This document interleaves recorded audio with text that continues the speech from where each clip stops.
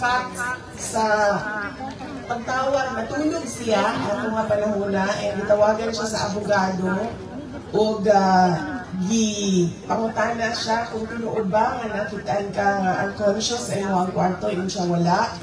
And maybe it was just a prank by many of my supporters. So, dili ito tinuod. And we hope to hear good news for the public hearing on his on the appeal for his interim release on November 28th. But if not, we will continue to, the family will continue to support him in his stay in The Hague, in the Netherlands, and of course, continue to work with the defense team with regard to his legal case. Welcome back to Master Kalog, and don't forget to subscribe and click notification bell for more updates.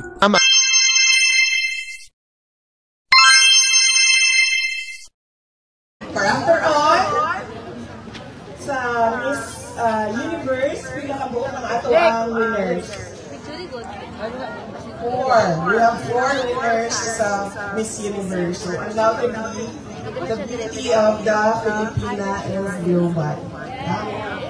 Mubuon na lang na ako ni kayo saka na ang adlaw. Mga daot ang inyong mga kutis. Yes, so, maabdan mo, mag-jogging sa kabalo mo sa kasayunin inyong event. Unang-una, wala na ko naligo. Parang nag-refresh ko ha. Nag-refresh ko. Wala na ko naligo. Nanimaho pa kong efficacy ikan sa masahe kagabi. Tapos, isa lang kabuok medyas ang ako ang nabira. Ingana ka sa iyo ang inyong event. First off, I'd like to thank the organizers, ang Any Sunday Riders, and to our partners, the Urang-Butri Triathlon Team. Congratulations sa inyong tanan mga organizers for keeping the spirit of bringing former President Rodrigo Duterte back home in the Philippines safely. Keeping the spirit alive. Thank you very much. And of course, I would like to thank the participants to this fun run. You are supporting Field of Dreams Davao and Bantay Hayop Davao. Magang salamat. Tungod kaninyo, masuportahan nato ang mga non-government organizations na nagasuporta sa mga hayop o mga kabatan-unang lalaki.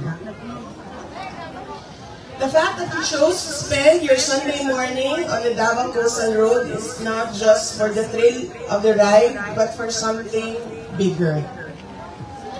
And we are truly grateful. On behalf of the family, we thank you as well for your prayers and your continued support to former President Rodrigo Duterte. Naghanan na ko talang kabiin kung tinuod ba itong nakita siyang unconscious sa iyang room, dili ito tinuod o walay nang tabo nga ato. In fact, sa pagtawag, natulog siya at mga panahon na, and itawagan siya sa abogado o pangutana siya kung tinuod ba nga nakitaan ka unconscious sa iyong kwarto, yun siya wala. And maybe it was just a prank by many of my supporters. So, dili ito tinuod. And we hope to hear good news for the public hearing on his on the appeal for his interim release on November 28th. But if not, we will continue to, the family will continue to support him in his stay in The Hague, in the Netherlands, and of course, continue to work with the defense team with regard to his legal case. So, daghang salamat kaninyong tanan. I hope you enjoy your fun run. And don't forget your sunblock and your hydration, your water. Very important. Mahayong buntag. Shukran.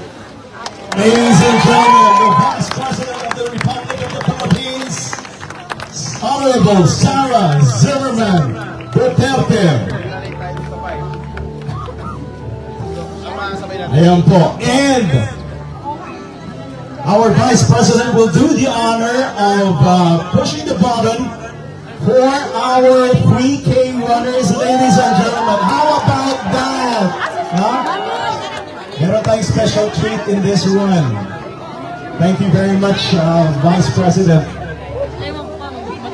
Alright, so, we're counting down the last 10 seconds. Here we go. Sabay-sabay po tayong pagbilang. And then our Honorable Vice President will push the button for the starting horn.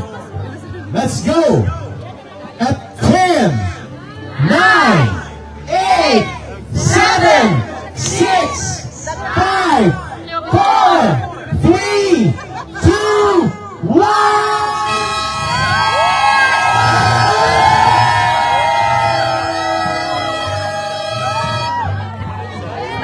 Enjoy the run!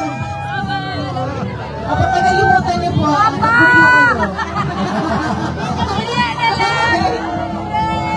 Itaas ang mga kamay na sa share ang love and support for Tatay Good D. morning! Vice President. My Buntag VP!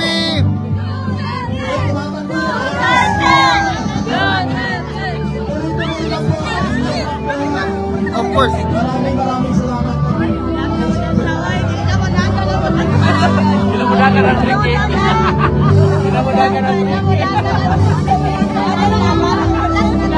salamat.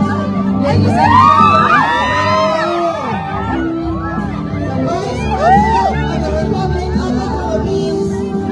we are so honored having her around.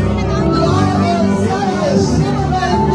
It is indeed a special treat for everyone.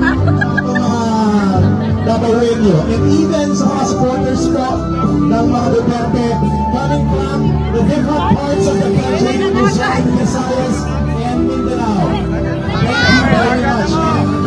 Kaugnay sa mga impormasyon na inyong nalaman at sa mga issue na kaakibat nito, mahalaga ang inyong opinion at katwiran. Don't forget to subscribe, like, and share. Thank you for watching.